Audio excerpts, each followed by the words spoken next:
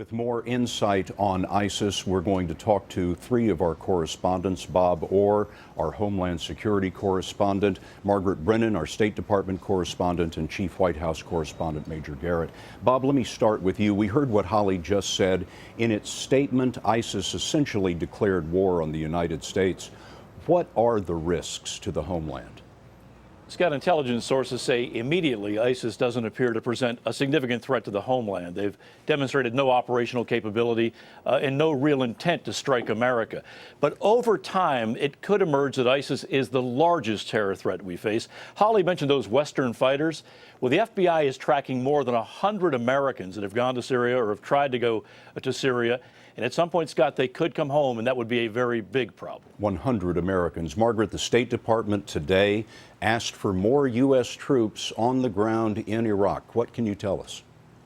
Well, Scott, the Pentagon is seriously considering a State Department request to send more security personnel to Baghdad.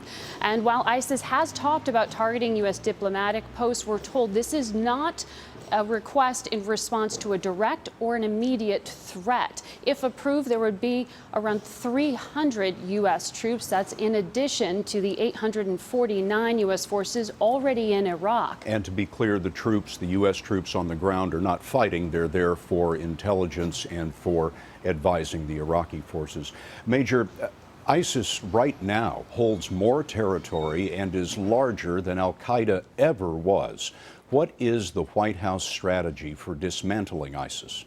One, continue U.S. airstrikes in support of Kurdish forces coming from the north and what appear to be newly motivated Iraqi armed forces hitting ISIS from the south.